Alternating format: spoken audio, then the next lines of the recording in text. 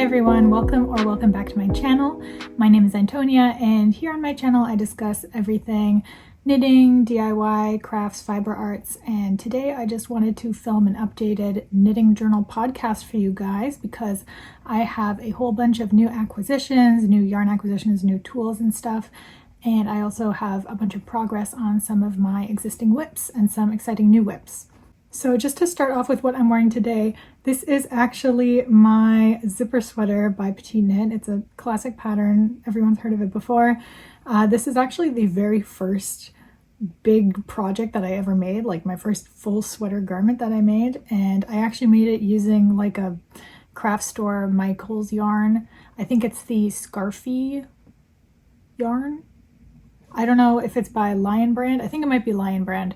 But it's a acrylic wool blend. I think it's 20% wool and 80% acrylic. So even in my Michael's era, I still wanted to try to get some wool blend, at least a little bit in there. So that is maybe my biggest regret about the project, is that the yarn choice is not great. The Scarfie yarn itself, I didn't particularly enjoy knitting with it.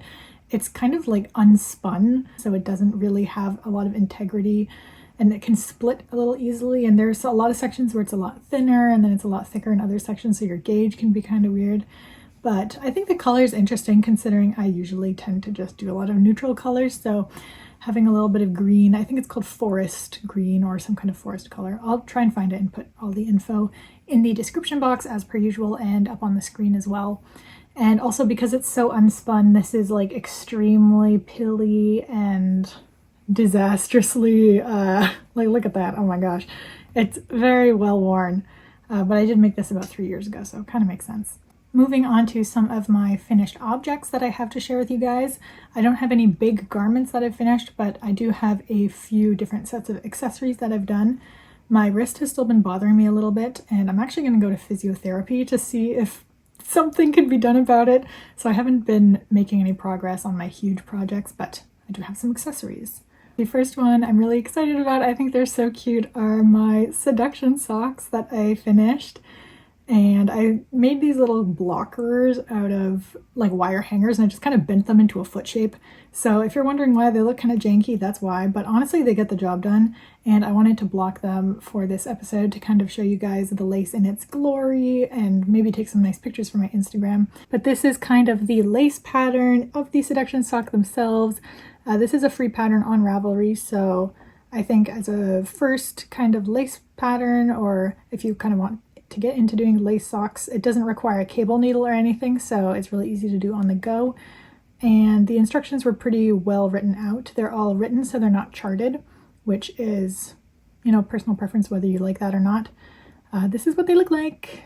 And I made these using the Cascade Yarns Heritage sock yarn, and it's a 75% superwash merino and 25% nylon. This sock yarn is definitely the thinnest sock yarn I've ever used. I've usually made all my other socks with Kroy socks, so that's a pretty thick sock yarn compared to this one.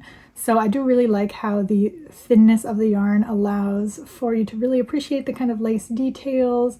It just seems a lot more dainty than the other socks I've made, which there's no problem with a non-dainty thick sock, but just for this kind of lacy look, I'm really happy about this one. I think this colorway is called Strawberry Cream also, which is so cute, and I actually have a decent amount left over. I have maybe a third of the skein left, or maybe I think honestly I do have like a third of the skein left. I don't have a scale, so I can't weigh it and check, but I did have enough to make these cute little bows because I wanted to make like a, you know, this is like the coquette kind of trend that's kind of been everywhere, and I thought it would be so cute to make these like lacy pink socks with bows. And this is actually just like an I-cord that I made. It's straight up a string, and then I just wove it in between two of the little holes on the lace. So, you know, if you're not in the mood for all of that business, you can just take it off and you don't have to deal with it. So I thought that was kind of like a cute way to make it a little different. I can't wait to take some cute pictures with these and wear them with some sandals or some cute like Mary Janes or heels or something. I think that would be really adorable. So yeah.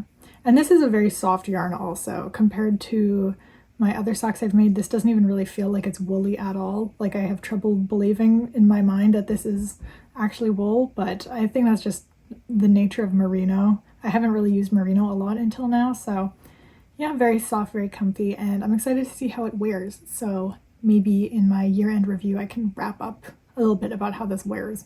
So the next project that I made, I actually also used a Merino blend for. This is a bra top that I made using the Girly Knits pattern, which is a tutorial that has a free YouTube video as well, and it's a free pattern on Ravelry.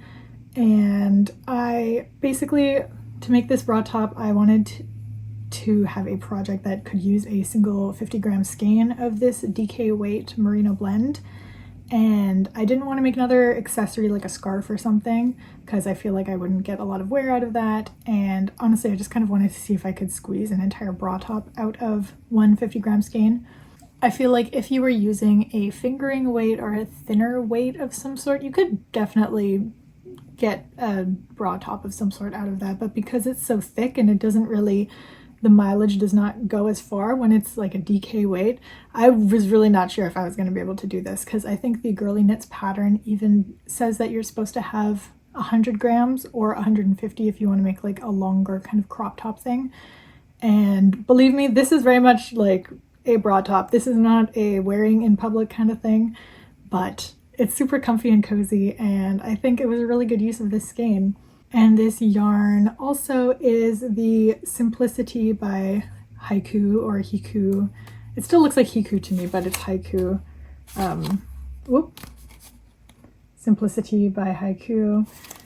And this yarn in particular is a 55% Merino superwash, 28% acrylic, and 17% nylon. So a very interesting specific blend of stuff. I usually don't see stuff of that yarn variety when I'm typically yarn shopping, so I thought it would be something interesting to try out.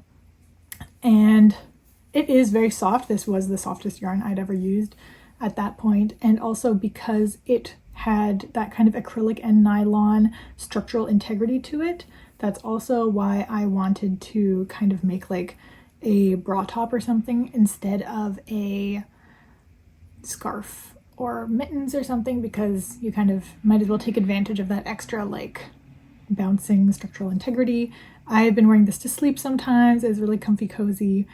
To make sure that I could actually use up every little bit of it, I actually did like a provisional cast on. You can maybe kind of see where it is because I never blocked this, but like, yeah, there's kind of like a line where you can see I did a provisional cast on, and then I just did the whole top of it, and then I basically just went down as long as I could to use up every bit of it, while also making it as big as possible in case it was too small, and it was almost too small, but I'm very happy with it. I love making kind of loungewear-ish kind of stuff for this season, because lots of staying inside. It's actually a snow day outside right now today, so yeah, definitely a nice object for the season. My last finished object, I'm actually wearing them right now, so I took one of them off my foot, is my Sunday socks that I made, or my modified Sunday socks. It's essentially just a ribbed top-down sock, and I made this using Patons Kroy sock in the color Coal, as I usually do. So this is my last Kroy sock that I had in stash used up, so probably not going to be making any more Kroy socks for a while. Whoop whoop, love that for me.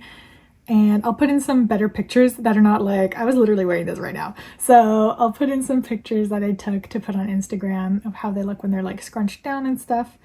I do like the structure of like a nice ribbed sock because they're so stretchy and they really stay on your foot, but they're still easy to get over your heel. That's kind of an issue I always have. I don't know if I'm just really messed up with my cast on tension. I try to do it loosely, but still it can be a struggle getting it over my foot sometimes. So I like that. And they're also, when you undo the cuff, they're tall enough that I wore them skiing the other week inside my ski boots, and they were comfy inside the ski boots, which is good because sometimes if your socks are too thick, they can like pinch you weirdly and stuff or make your boots fit weird. So they were pretty good for that. They kept me nice and warm and also did not cause any discomfort and kept my feet nice and dry. So yep, love these socks, classic. And I'm gonna put this one back on. The only thing I'll mention that I changed about this one was that since the Kroy sock is more of a sport weight, fingering to sportish weight than a DK weight, I did just change the stitch count to kind of reflect that versus the Sunday sock pattern that Petite Knit actually has is for like a DK weight sock. So if I made it at that size, I don't think they would have fit on my feet at all. So I did change that. And lucky me, I actually wrote in my like knitting journal is that I had 60 stitches around at the cuff for this one. And I did it on my 2.5mm needles that I do all of my socks on. That was actually all of the finished objects I have to share with you guys for now. I do have a bunch of updates on some of my whips, some of my larger whips and some of my more long-term whips, and also a bunch of yarn acquisitions and stuff that I'm excited to share with you guys. So this is part of my whips and yarn acquisitions, is that I am making a folklore cardigan, inspired by the Taylor Swift folklore cardigan. And it's knit in panels. So this is just the first panel that I've been making, and it's just the kind of center back, and it's a bottom up thing. So this is all I've got showing for me so far. This is the pattern by Amy Gunderson, the folklore cardigan pattern she has. I know that there's also a Lion brand pattern that's free, and it's quite popular for if you want to do a folklore cardigan yourself. But I kind of liked the DK weight of this one more. It looked a little bit more realistic to the actual folklore cardigan that's on sale and that is also featured in the music video. So I decided to go for this one instead.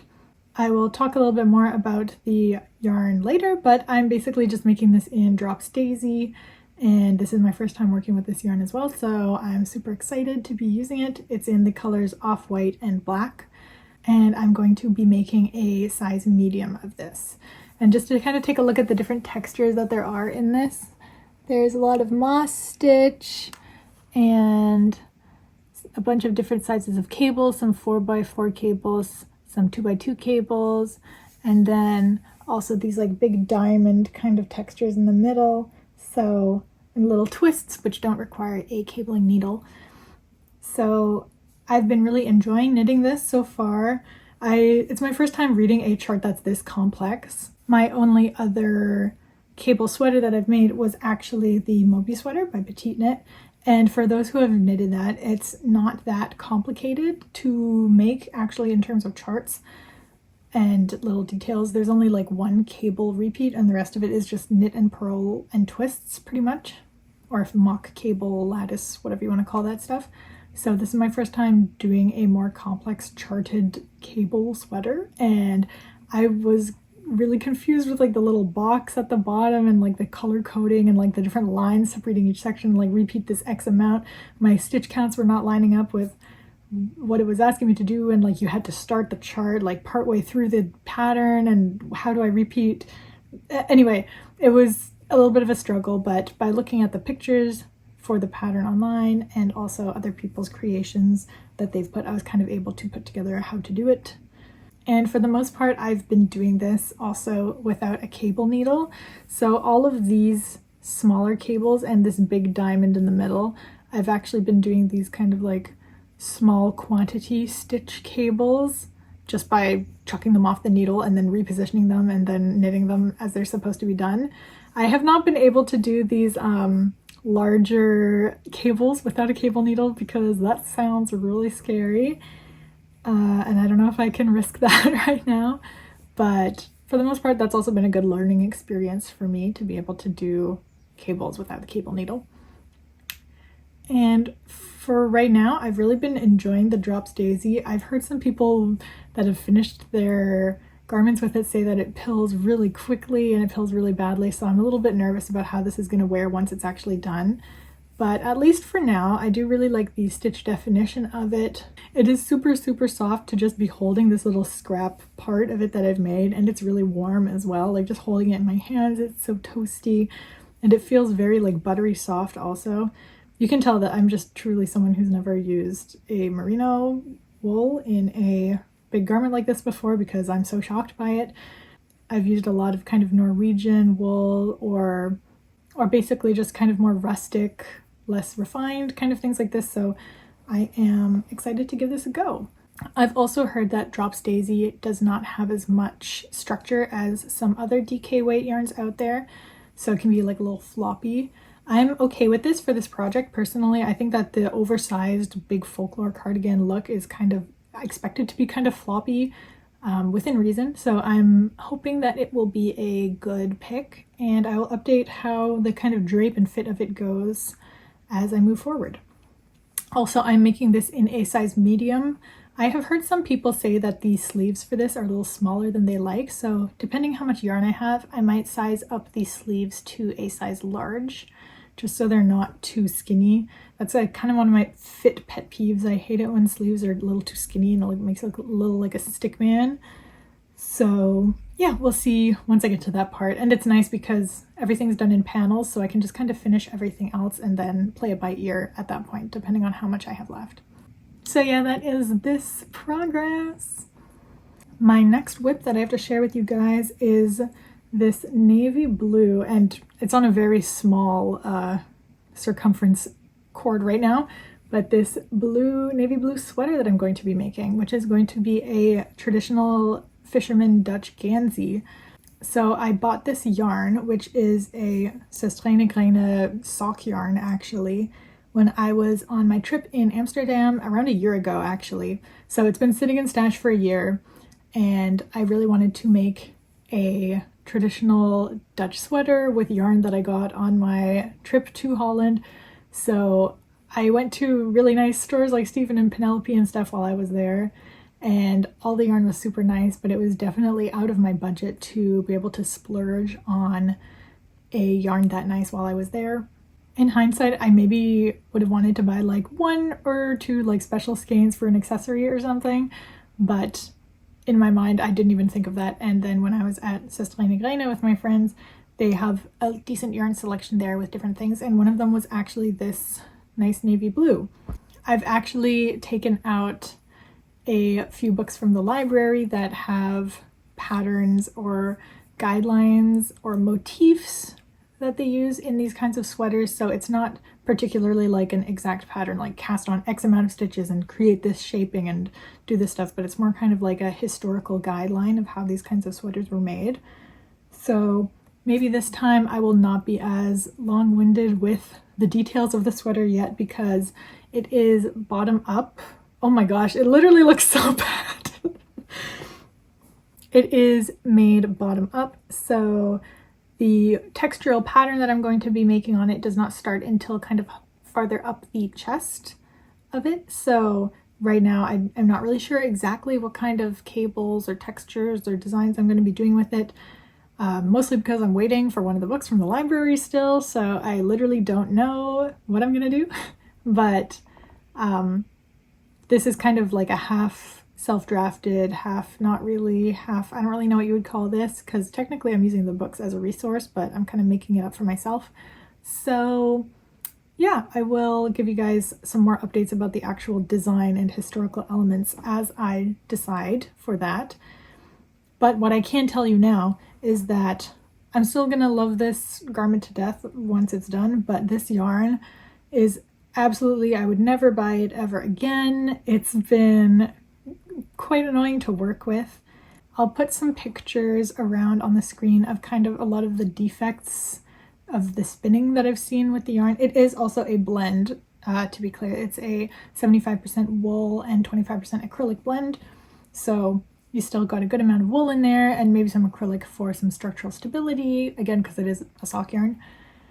But there's been a lot of sections of this yarn where just for a huge section, it'll just be like something went wrong with the spinning, and it'll be like huge unspun, like tufty roving bits. And it's not bits that you can just pull off and then it's okay. It's like the actual strand itself is like messed up and blown out. And then in other sections, there will be like, it's kind of like little skin tags of yarn where a little section of it will be like wound upon itself, and you'll either have this like little dangly bit on there and then have to, or you have to cut it off and then tie it back together or something. I've also found that with this yarn, I can't bit splice my strands together, which is kind of annoying because I'm holding it double because it's a fingering weight. And I've also had all of these imperfections in the yarn that I've had to cut out and then re-continue with it afterwards. And then every single time I do that, there's like another 2 ends that I have to weave in basically. So the inside of this, I mean, I've only used like 1 ball and there's already all these like random ends just because you have to stop and start so many times. There was even a section where in one of these balls, I'll put a picture, but like inside the nest of like the inner section of it was just, it's like they were winding it and it was done and they had to join a new section or something and they just left it. So it was like a baby tiny yarn ball inside this yarn ball inside the middle, and it just fell out while I was knitting. And it's just really weird. The quality control doesn't seem to be great with it. It doesn't seem super itchy is something I'll say, so that's nice. Compared to the Folklore Merino, it does feel not itchy, but just not soft. I don't know if that makes sense. If there's like a spectrum, if you can imagine like a compass, I don't think that soft and itchy are necessarily like opposites, because it's definitely not itchy, but it's also not soft. It's just neutral. It's just a pure neutral. I'm also wondering how it'll block. Maybe I'm being stupid, but I did not block my swatch when I made this. I actually did make a swatch, so props to me. But since there is acrylic in it and I've never used anything like this and it's kind of like weird, I'm not really sure how it's gonna block, so a little worried about that. But at this point, YOLO, and it's gonna be an adventure no matter what happens, so we'll see how this wild card goes. And my last whip update is just kind of a minor update that I won't go on too far about. I finally did a little bit of progress on my cami number 9 by My Favorite Things Knitwear. This is in the Kremke Soul Wool, plant-based fiber, vegan pheno wool. So I still haven't done the armholes or anything, but I did the kind of crocheted edge that you can do for the neckline, and it's looking pretty all right. I think I might put an elastic in there anyway, just because it's a little bit like more open than completely flat, which is fine. I kind of expected that because it's a plant-based fiber. And then I also did like the hem on the bottom. I'm having some issues with it curling up a ton. I'm not sure if I did it wrong, so let me know if I did this wrong, but it's basically just the nice little finishing of it being tacked down, and then on the inside it's cast off like that. So you can really see the kind of details they have, and then the purl bump to fold the edge. So I'm not really sure how this is going to drape once it's done, because I did size down in the needles so that it wouldn't be too see-through. So at this point, I'm just going to finish the armholes, and then depending on how the fit looks, I might undo the hem and make it longer or shorter or something. I don't think I'd make it shorter. Okay, I would maybe undo the hem and make it longer. So we'll see once I'm done that to maybe see how it would fit. So yeah, minor update on that. Maybe it'll be done for the warmer summery months when it's not snowing here anymore. Now that I've gone through all my actual projects, I do have a lot of yarn acquisitions and just knitting notions and stuff that I've got my hands on lately. I didn't particularly plan to have like huge hauls or anything, but just life was granting to me many opportunities to get yarn, so I have a bunch of yarn to share with you. Okay, so the main huge haul of wool that I have is a wool warehouse order that I placed during the most recent 30% off sale because I wanted to get my hands on the Drops Daisy for the Folklore cardigan in particular, and then because I was paying for shipping anyway, I also did buy another sweater quantity.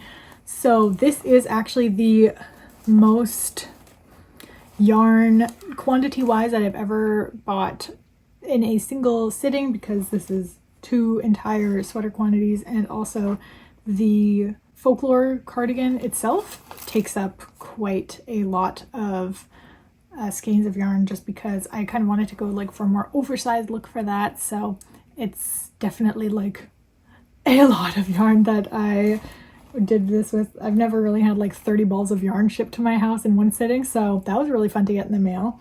So just to kind of show you guys a sample of each of the things that I got, these are the Drops Daisy Merino, and this one is just black, and this is in the color Off-White.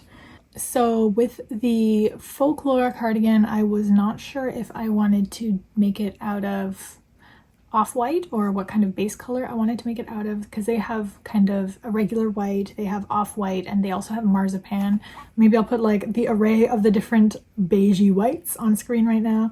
And initially I kind of wanted to make it out of the marzipan color, also because I know, I'm not sure if it's Knitting for Olive, I think it might be Knitting for Olive has a shade called marzipan, and maybe it was just the influencing of that. It just sounds like a pretty name to have for a color, so maybe that affected my judgment. Maybe I thought that from the picture on Wool Warehouse it looked a bit more like it was similar to the actual folklore cardigan, but I saw some people talking online about how it was more beige than they thought it would be, so I didn't really want my cardigan to be beige. I did want it to be more of a white, like Aran undyed yarn kind of color, especially because I do already have my beloved Ignite cardigan, which is a light beige as well, and I'm in my off beige era right now, so I didn't want to accidentally get something that was beige and then have another beige cardigan. Although this would be a very different vibe cardigan from the Ignite cardigan, I still wanted to kind of err on the side of caution. And I'm also not in the mindset that it has to look exactly like the folklore cardigan that you can buy online. I think it would just be nice to kind of get close if possible. Yeah, I just thought this would be like an all-around kind of more cohesive look for it. And also that's kind of the whole nice benefit of making something yourself, is it doesn't have to look exactly like the one. You can kind of do whatever you want with it. I saw on Ravelry some people making like a 1989 version, like with that colorway. You can do ones that don't even exist yet. You could make like a Reputation one, even though obviously Taylor's version isn't out for that yet or anything. So I thought it's just, you can, the sky's the limit, you can do whatever you want, but I'm definitely kind of going for a more like basic classic look for it. And yeah, kind of everything I already mentioned about the yarn when I was talking about the cardigan in regards to people talking about the drape, the pilling. Not sure how that's going to go yet, but I will update you guys because I'm sure I will be getting a lot of wear out of this.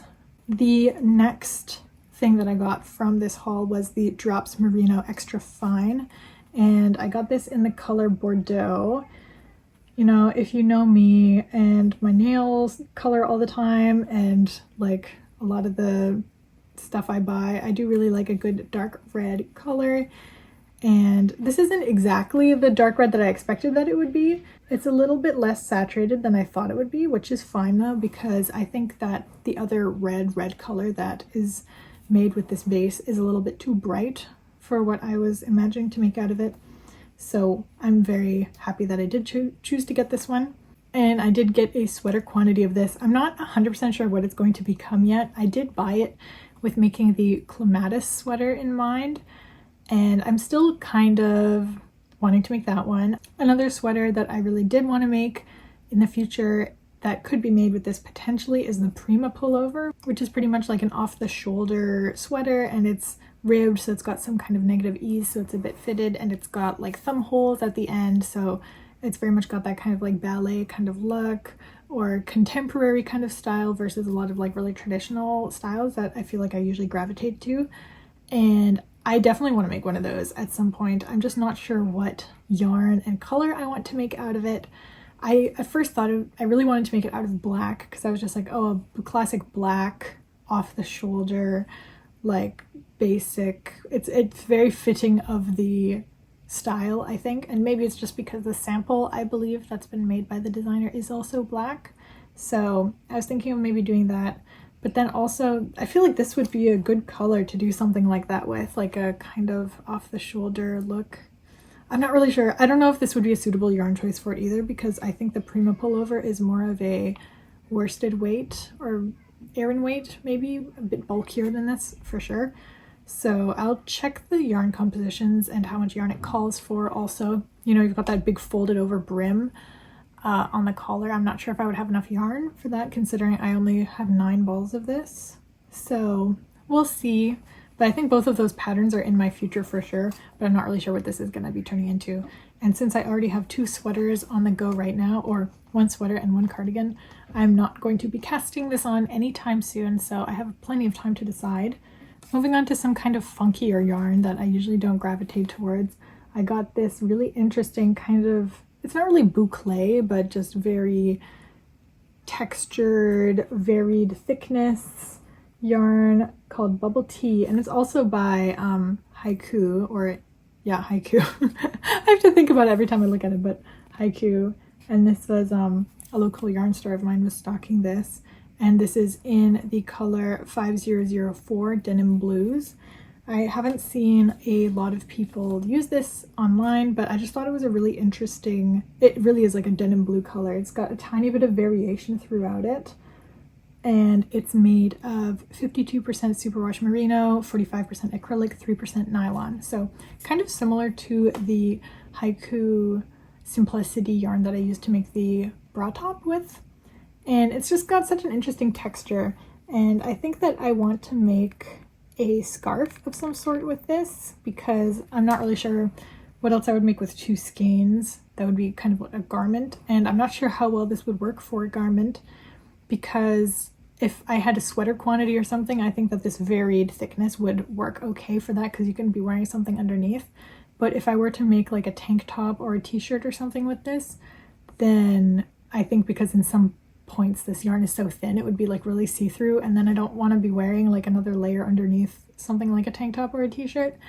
So I think definitely like a nice scarf would be a good way to go with this. And it does say that there's a pattern. I mean, this one's already open so I can see. There's a one hank scarf pattern on the back for it already.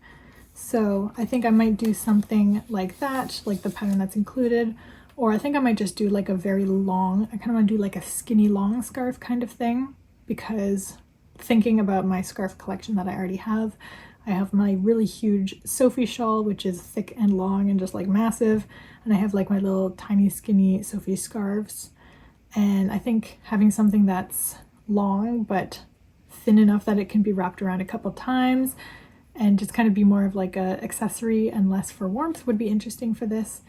Also, because it's so soft, I think it would be good to wear directly next to the neck, so a scarf would be a good thing for that. Yeah, I've never really had anything with this crazy interesting texture in my collection before, and the color too is so interesting because it's kind of neutral but still varied a little bit, so I'm excited to see what this will look like when I knit it up. And I'm definitely going to do a swatch for this one because it's just so crazy. I don't really know what to expect. The last actual yarn acquisition itself that I have is some Sandnes Garn Perfect, which is a DK weight sock yarn blend. So it is 20% wool and, well, no, it's 80% wool and 20% nylon. And this is the color code and everything for the people wondering. I'll put the color name up on the screen as well. I like putting the actual name of it because I think it's kind of like nail polish bottle colors. Like it kind of adds something extra to the yarn you're buying. Like the whole reason why I was not going to buy this one at first was because I wanted to buy something called marzipan instead of it just being off-white. So yeah, I think it's a nice kind of sagey medium green though, and I do have only 2 balls because those are all of the balls that my local yarn store had. I've actually been trying to track this one down for quite a while. My local yarn store at the city I used to live in did not stock this. They only had like Sunday, Double Sunday, and Pure Gint, and like Tin Silk Mohair, that kind of stuff. And also like the linen ones that Sandnes Garn has. They didn't have this at all. I don't think they had any Sandnes Garn sock yarns, honestly. And then now 2 of the local yarn stores I've gone to now that I've moved back where I am now, they also don't carry Perfect specifically. Either they don't carry Sandnes Garn at all, or they don't carry any of their sock yarns.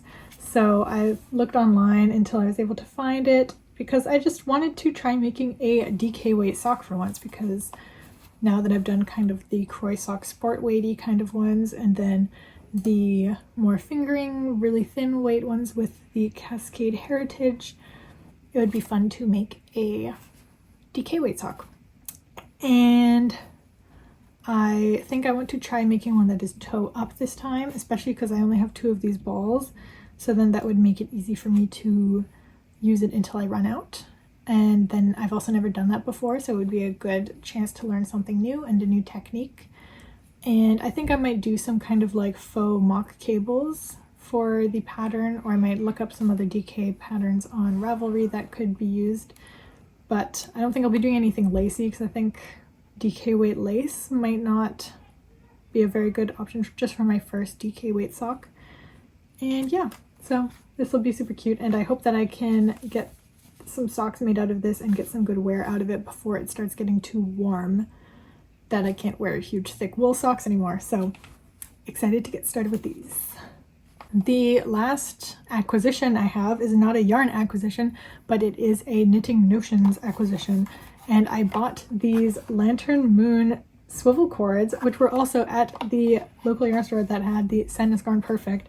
It was so beautifully stocked. They had the most Noro yarn I've ever seen, like in real life, in my life at once. I've only seen it like online and stuff, and if they stock it in stores, usually they only have like a few balls and not very many of the same like dye lot or something. So I was just shocked that they had so much selection, and they even sold like little odds and ends like these, like the swivel cords that they make by Lantern Moon.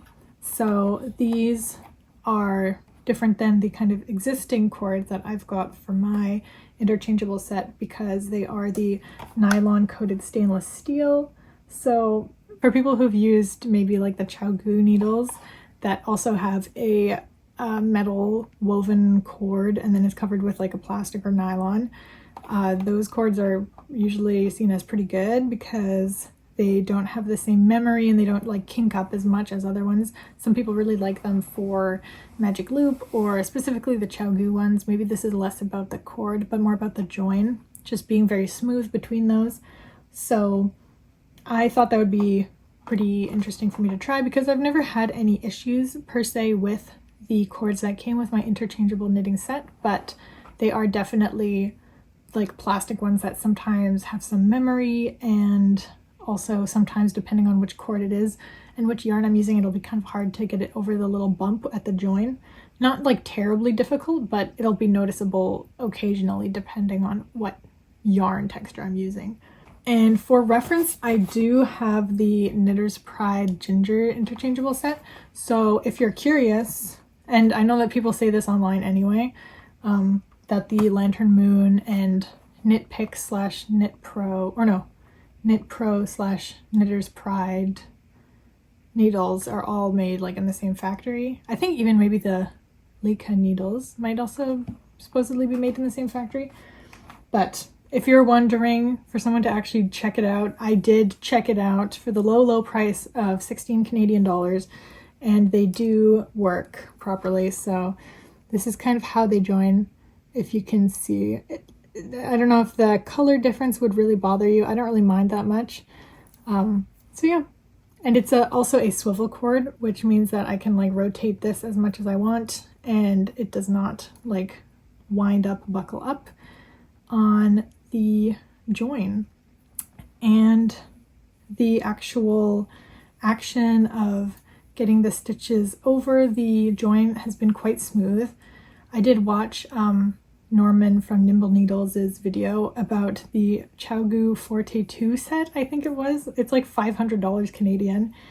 And I had initially just kind of been wistfully looking at that set because I do really like the cords on my one set of HiKoo fixed needles that I have. And then when he said that it wasn't very well made anyway, I was like, okay, well, I'm gonna go look at another brand and try and find some metal or stainless steel cords and figure it out with a different brand because he did recommend that Lantern Moon did have some.